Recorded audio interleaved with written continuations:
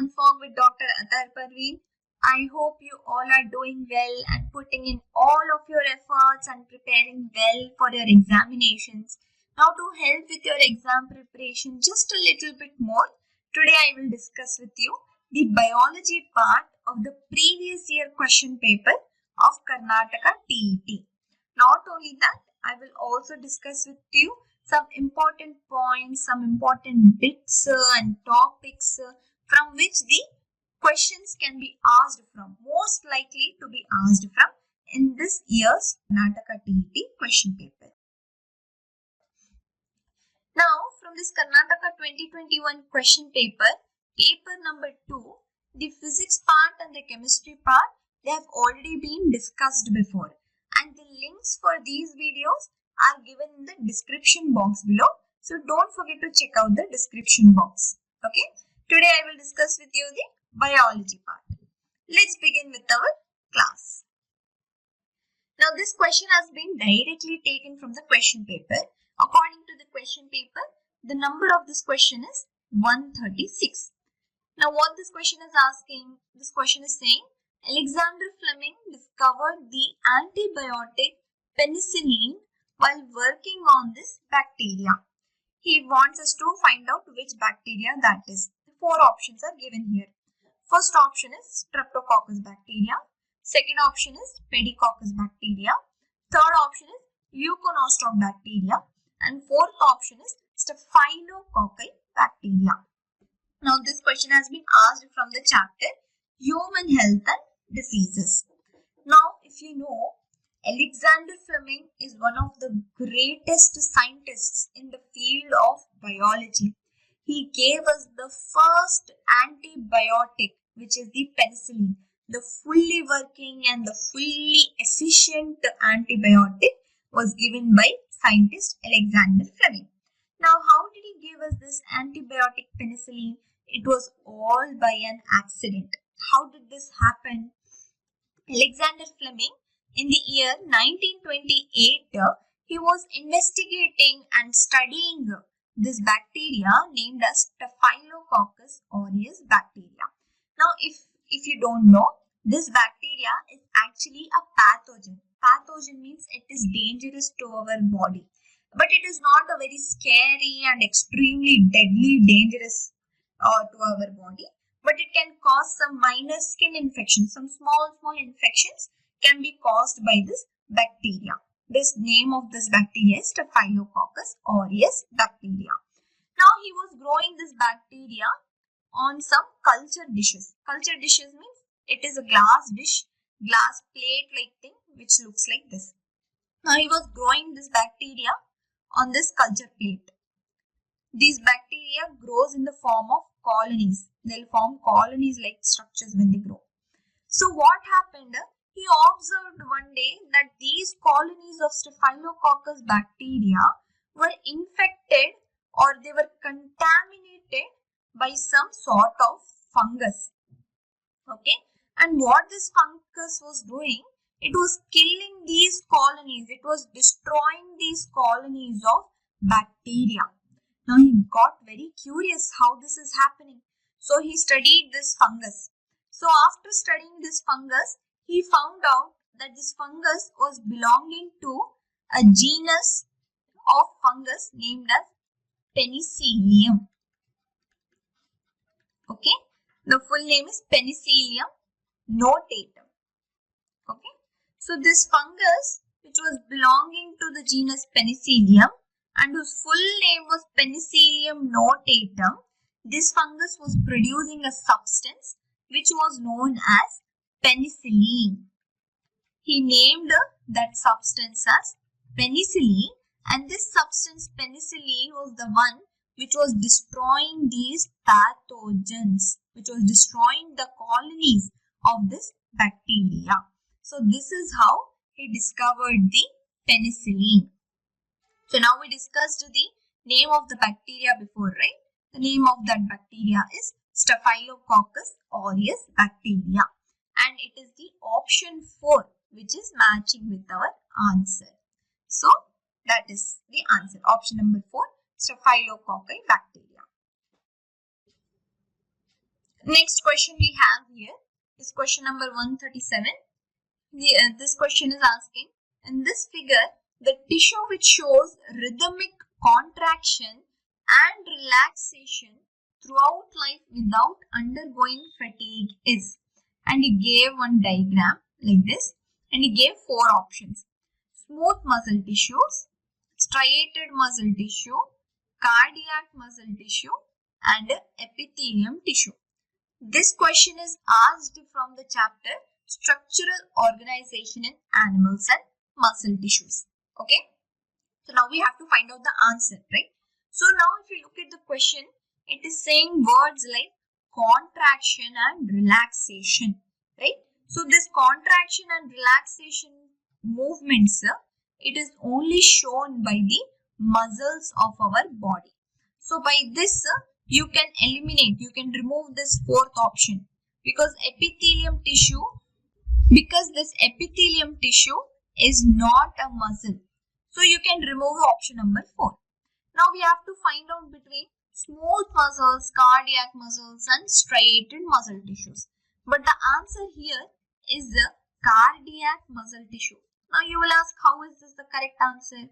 Because if you look at the structure of the cardiac muscle tissue, it will have a lot of mitochondria in it. It will have a lot of mitochondria in it. So we know that mitochondria is the powerhouse of the cell, right? So it will give the cardiac muscle tissue the energy to work continuously without undergoing fatigue.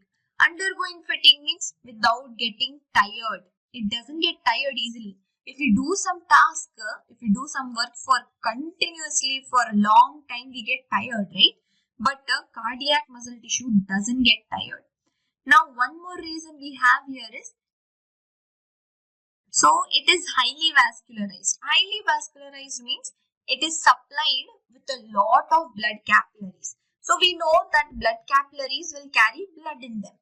And blood is the carrier of oxygen in our body. It will carry oxygen to different parts of our body. And this oxygen, as we all know, is necessary to give us energy to work. We need more oxygen to work more efficiently, right? So this vascularization also helps the muscle tissue to work. Next we have this, it has a lot of cytoplasm in it. You will ask, what happens if there is a lot of cytoplasm in it? What is the use? If you remember, cytoplasm is a jelly-like substance. In that jelly-like substance, a lot of nutrients are present. Even for our body to work, we eat food, right? That food will have nutrients in it. That will give us energy to work. Just like that, cytoplasm will have nutrients in it. And that nutrients, they give energy, they give nourishment to the cardiac muscle tissue to work more efficiently, to work without getting tired. Okay. Next reason, the final reason we have is, it has a lot of glycogen in it.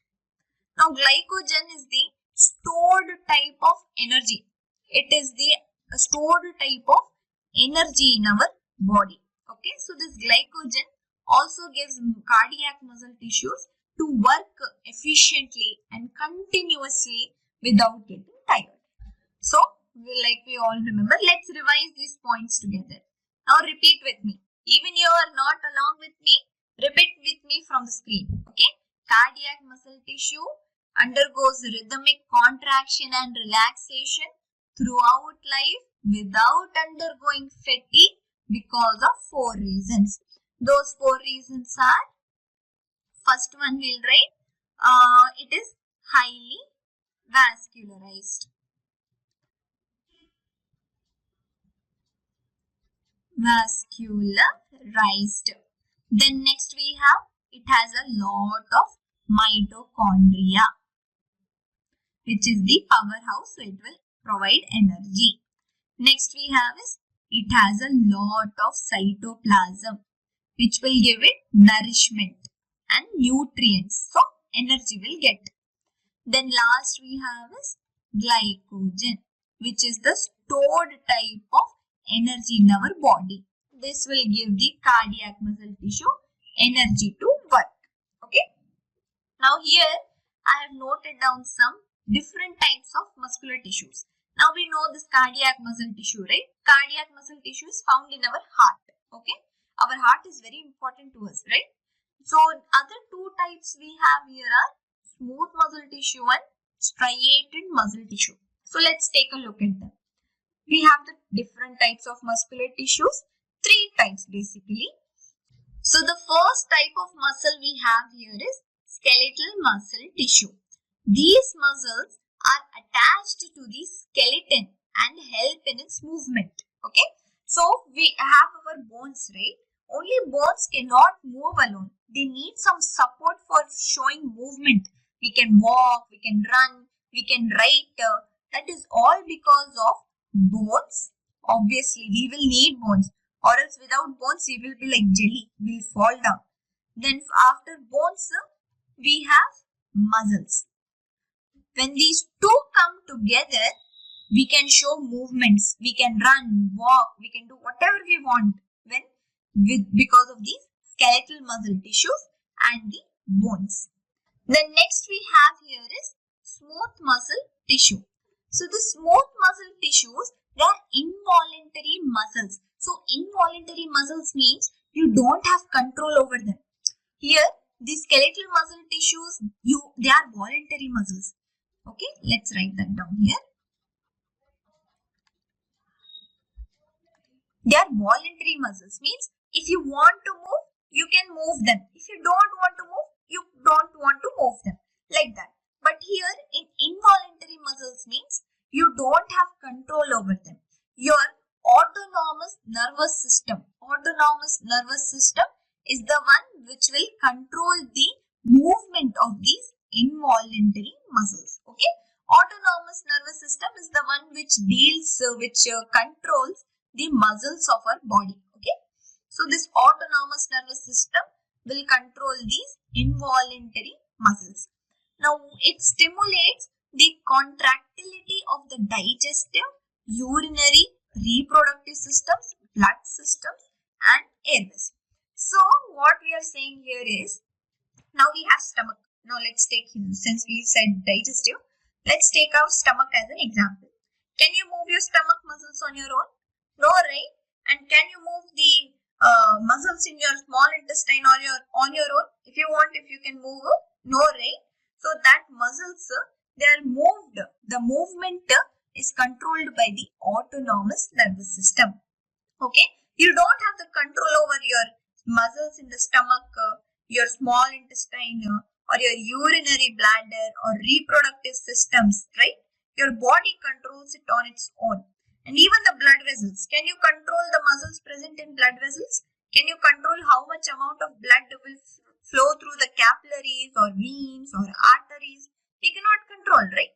And even in the airways. Airways means the inside, the blood capillaries or the, which we have different ducts present in our breathing system, right? We cannot control those muscles on our own, right?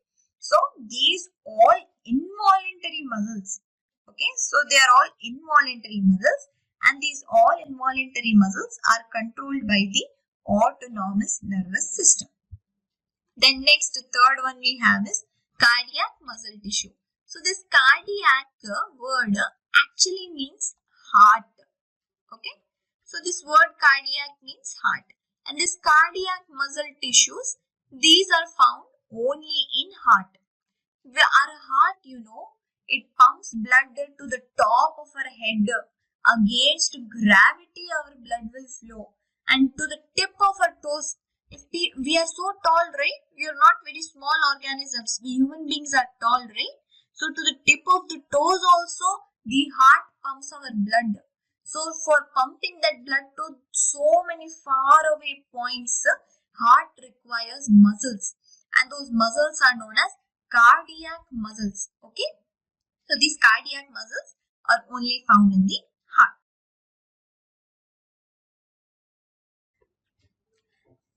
So now we have question number 138.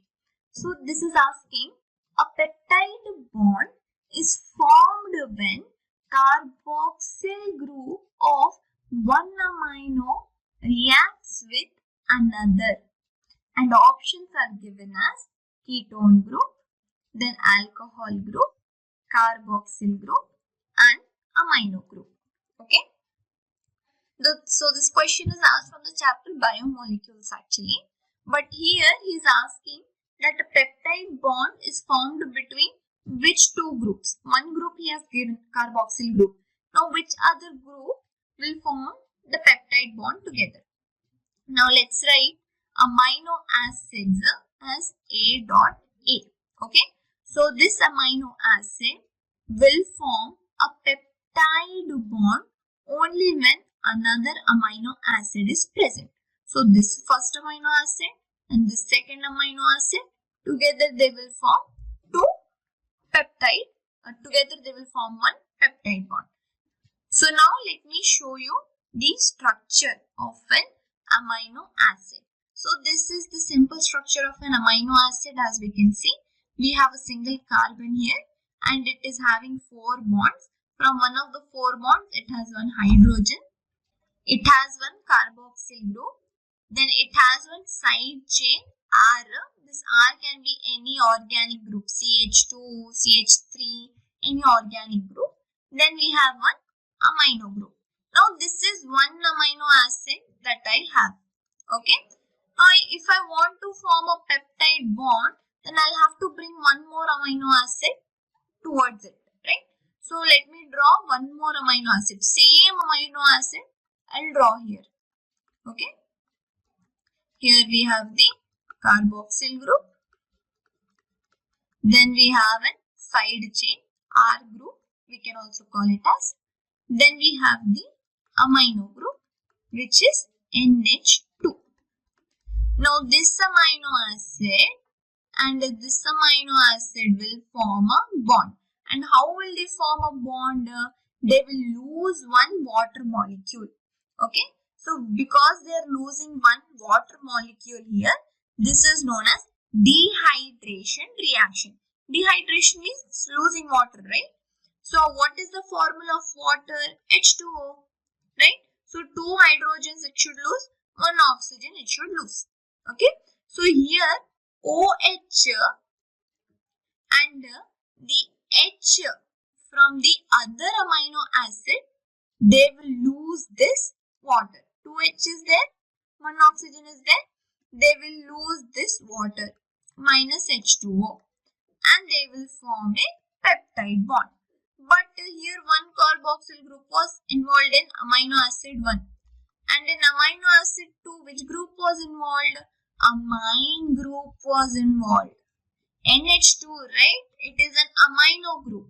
So this amino group and carboxyl group, they together will form the peptide bond by the dehydration reaction, which is losing of water molecule. Okay. So we have carboxyl group. Okay, 1 is done. He already gave 1. Now next we want the amino group. Amino group, where is it? It is in the option number 4. So answer is amino group. And that is how a bond is formed. Now regarding this, one more type of question I have written. Same type but in different words. So he is asking peptide bond is formed between. Now this time he didn't group and he didn't give any groups. Here he gave one group at least, right? He gave carboxyl group and asked us which other group is it. But here he didn't give us any groups. He was only asking that this peptide bond is being formed between which two groups. So we know the answer, right? Without even looking at the options, we can answer it is between carboxyl group and the amine group. So amino group and carboxyl group, it is given in the option number 3. That is C option here. Okay. So C option is given as the answer. Amino group and the carboxyl group.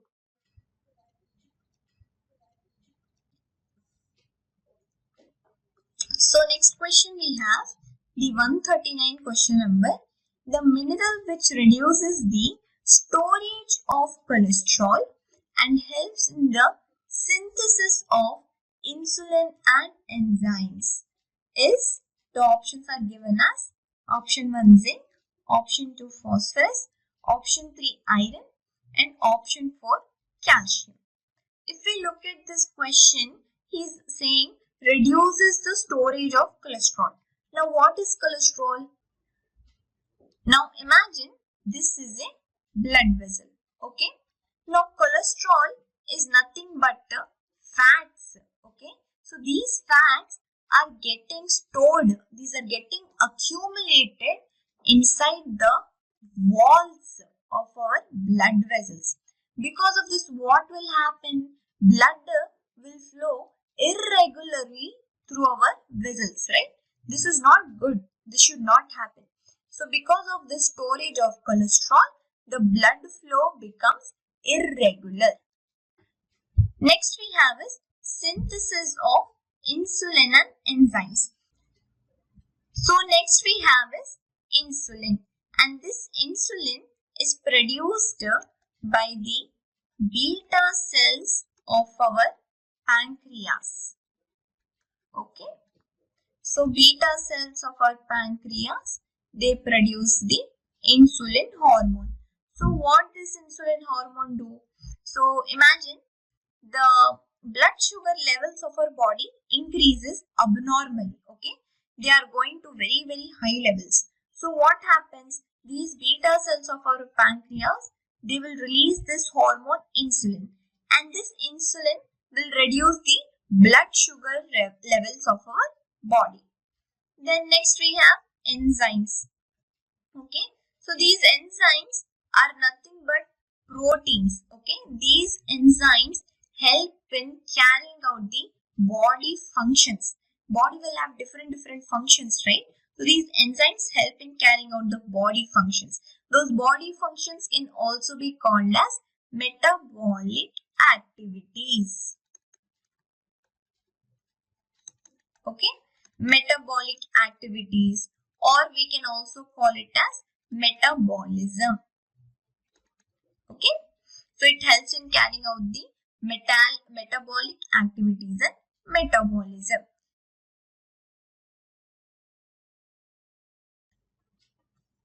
Now here he is asking the name of the mineral which reduces the storage of cholesterol and helps in the synthesis of insulin and enzymes.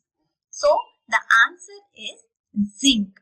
Okay, so zinc is the mineral which will help in reducing these cholesterol and produces the insulin and enzymes. It helps actually. It helps in producing insulin and enzymes. So now that we are talking about minerals, let's study a little bit about them. So minerals are also important for bones, they are important for muscles, they are important for heart, and they are also important for brain working properly and for making enzymes and hormones. Okay.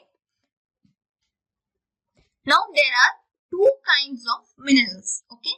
One is macro minerals and the other is trace minerals. We can also call these trace minerals as micro minerals. So what is this macro minerals and micro minerals? So this word macro means large. So these minerals are required in large quantities by our body. Now we have trace minerals or micro minerals. Now this word micro means small. So micro minerals means these minerals are required in small quantities by our bodies. Now let's see some examples of macro minerals and micro minerals. So the examples we have is calcium, phosphorus, magnesium, sodium, potassium, chloride and sulfur. These all are macro minerals, meaning they are required in large quantities by our body. Now next we have is trace minerals or micro minerals. So the examples are iron, manganese, copper, iodine, zinc, cobalt, fluoride and selenium. These all are trace minerals. Now how questions can be asked is, he'll give identify macro minerals and he'll give some 4 options. He'll give copper, iodide, cobalt and sulfur.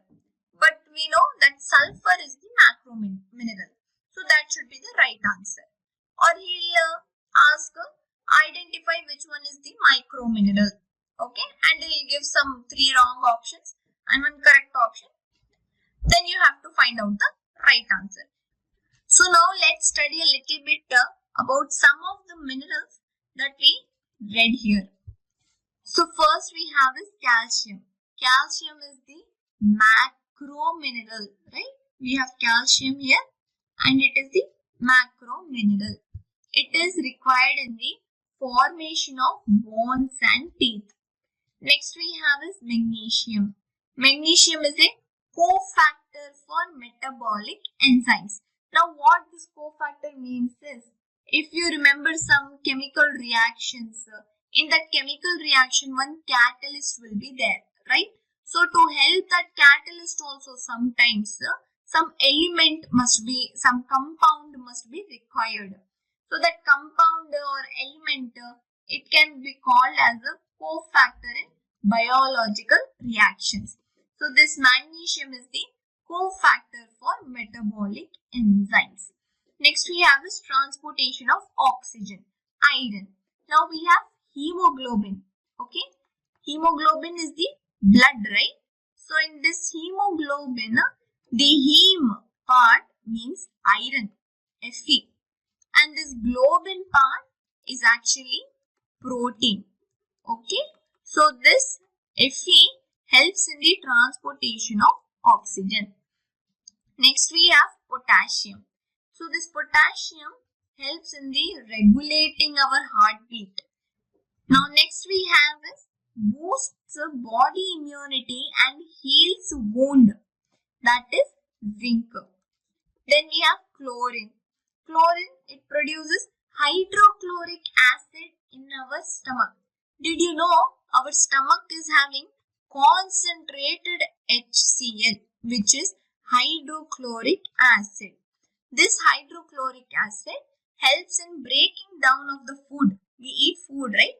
That is broken down into small absorbable substances by the concentrated HCl acid which is present in our stomach. So next we have is iodine. So this iodine, it produces the thyroid hormones. We have the thyroid gland, right? That thyroid gland will produce thyroxine hormones or thyroid hormones. And deficiency of iodine causes goiter. Remember, deficiency of iodine will cause goiter. So this iodine is very important. It produces thyroid hormones. Then we have phosphorus. Then this phosphorus helps in the synthesis of DNA. It helps in making DNA. If you remember, DNA is a double helical structure, right? It is something like this. Right? Now, this one helical structure, if I take, it will have one sugar group, deoxyribose sugar. If we are talking about DNA, it will have one deoxyribose sugar. It will have one nitrogenous base. The nitrogenous base can also look like this, like a 2-ring structure. Okay. So this one nitrogenous base will be there and one phosphate group is there. Okay. This phosphate group and such many, this is one monomer, one nucleotide I am showing, means simple unit which will make up the DNA. Okay. So that simple unit is known as monomer. Okay. And the monomer of DNA is nucleotide. So the structure that I have shown here is of nucleotide. Okay. So such many nucleotides will come together and they will form DNA. How will they come together? This one nucleotide molecule is present, no? One more nucleotide molecule will have. Let's take an example. Okay, then we have nitrogenous base and this like this, and then we have the phosphate group. Now this phosphate group and this phosphate group, they both will form a bond. This bond is known as the phosphodiester bond. Okay, so these two phosphate groups will form the phosphodiester bond between them, and like this many nucleotides will form the phosphodiester bonds between them, and they will make up our DNA. Okay, so this explanation is also important, everyone. He can ask the name of the bond, or he can ask what is the monomer of the DNA. It is nucleotide. So please remember this also. Okay. Then we have synthesis of DNA we did, and bones also. Bones are rich in calcium and phosphorus. Okay. So phosphorus is required. Then we have sodium. Sodium helps in regulating the body fluids, and it maintains the pH balance of our body. Then we have copper. This copper helps in the metabolism of iron and enzymes. Okay, we have iron present in hemoglobin, right? And we have iron that we take in through our food. It helps in the metabolism of iron and the enzymes. Next we have is selenium. This selenium functioning of antioxidant enzymes. It helps in the functioning of antioxidant enzyme.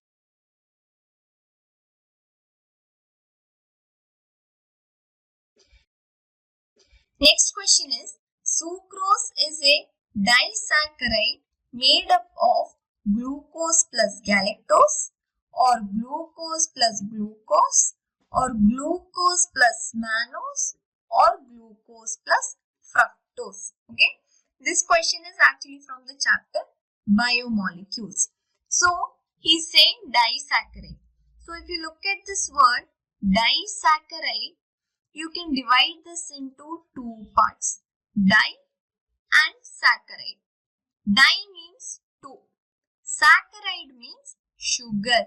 Okay, so we have words like mono, di, tri, tetra, then penta. So these means one, this di means two, tri means 3, tetra means 4, penta means 5, and so on. Okay, so he's saying that this sucrose is a disaccharide for sure, but what is it made up of? What are the two sugars that are making sucrose? So the answer is glucose and fructose. Okay, the glucose and fructose, these two are actually monomers. In the last slide, I talked about how nucleotide is a monomer, and when these nucleotide means one different monomers, they will come together and they will form a polymer. Polymer means it is having a lot of monomers. Okay, so this glucose and fructose, these two are monomers, and these two are forming sucrose. Okay, there is no specific explanation behind this, so you will have to by heart this. Okay, so sucrose, these are formed by glucose and fructose. Now let's look at some different disaccharides. We have maltose. Okay, this is formed by glucose and glucose. Then we have lactose. Lactose is formed by monomers like galactose and glucose. Okay. Now let's take a look at some digestible disaccharides which are present in our food. Okay. First one we have is sucrose. Table sugar that we use in cooking sweets, right? That is nothing but sucrose. Then we have lactose. This lactose is also called as milk sugar. So milk sugar means nothing but there will be a little sweetness to the milk, right? The natural milk without adding sugar, there will be some little sweetness to the milk. That sweetness is added by the lactose present in the milk. Okay. And this lactose is a disaccharide which is made up by monomers, galactose and glucose. Now next we have is maltose. Now this maltose is actually present in vegetables. Okay. This can be found in vegetables and also in grains. We have wheat, right? In wheat also maltose is present. So now moving on to the next question. Here we have plants with the well-differentiated reproductive tissues that ultimately make seeds phanerogams are.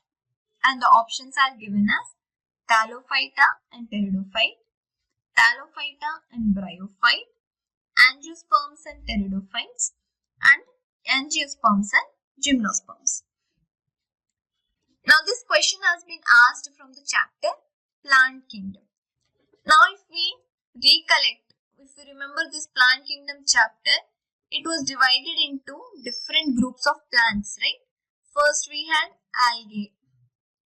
Second we had bryophytes, right? Then next we had pteridophytes.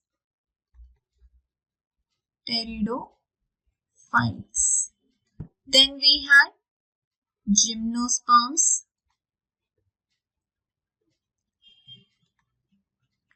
And we have angiosperms. Okay. Now he is asking well-differentiated reproductive tissues and seeds phanerograms, meaning seed-producing plants. Now those plants, seed-producing plants are gymnosperms and angiosperms. So the answer is angiosperms and gymnosperms. Okay. So some other questions that can be asked from plant kingdom are who are known as the amphibians? Who are known as the amphibians of the plant kingdom?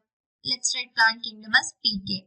So here amphibians of the plant kingdoms are no one but bryophytes. Okay. This question can be asked.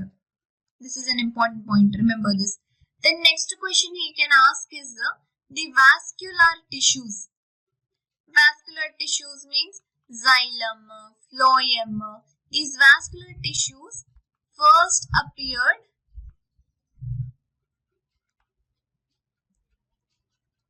in which plant group?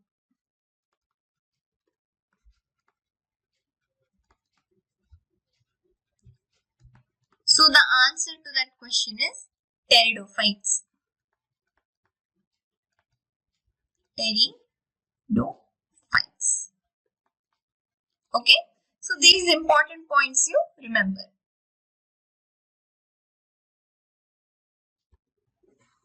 The next question we have is the leucoplasts which stores proteins in plants are.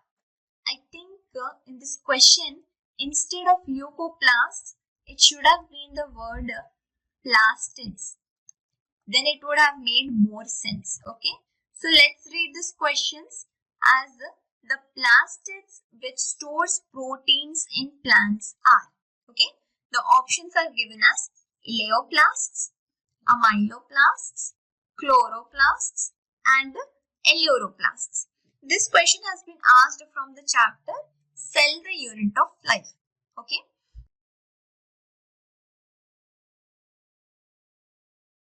So first we have to know what are plastids, right? So these plastids are nothing but storage bodies of the plant cells. Okay.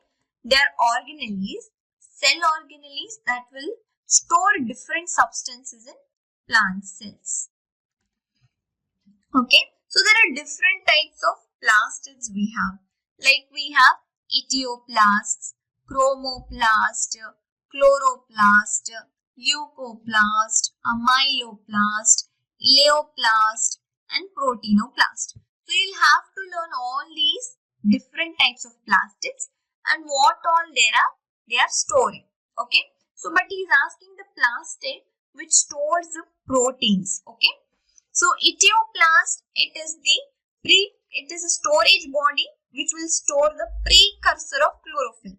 Before the chlorophyll is formed, some different type of substance is present in place of chlorophyll.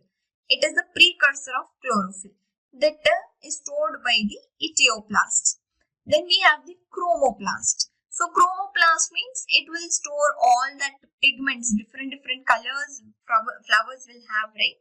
Some different leaf colors are also there. Some dark green, light green, all these different types of color pigments, they are stored by the chromoplasts. Then we have chloroplast. Chloroplast, this stores the chlorophyll. Then we have the leucoplasts. Leucoplasts, these store the fatty acids and amino acids. Then we have amyloplasts. These store the starch and sugars. Then we have ileoplasts. Ileoplasts will store lipids and oils. Proteinoplast, last type of plastid we have. These are the sites of enzyme or protein activity. Okay. So they will store enzymes. Okay. Now let me add one more type of plastid to this. It is the aleuroplast. Okay. And it is the aleuroplast which stores the proteins. Okay. It stores the proteins in plant cells. So now we have our answer. What type of plastid will store proteins in plants? It is aleuroplasts. So what does aleuroplasts do? So these aleuroplasts, they store proteins and they modify these proteins present in the plant cell. Okay. Now moving on to our last question. Okay. So this question says, amino acids are organic compounds containing an amino group and an acidic group as substituents on the same carbon. Hence, are called alpha amino acids. They are, and the options are given as substituted ethanes, second option as substituted methanes, third option as substituted ethyl group, and fourth option as substituted glycerol. This question has been again asked from the chapter Biomolecules. Okay. Now we have already discussed the structure of amino acid before. Remember, we had one central carbon and it was having 4 different bonds, right? One bond it was making with hydrogen. Then other bond it was making with the carboxylic group, which is COOH. Then we had the R group, alkyl group or the substitute group. Then we had an amine group which is called as NH2. Right? Right? Now all these 4 different substituents are present on the same carbon, right? So we call it as the alpha carbon. Now this amino acid is a monomer, right? So this will have only one carbon on it and it has only one carbon here. So this one carbon only, now we are substituting here different groups and making a amino acid. Okay.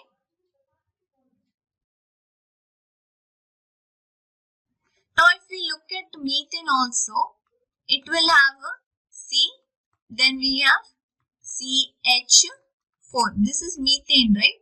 Now this methane structure CH4 and this amino acid structure, they both look same, right?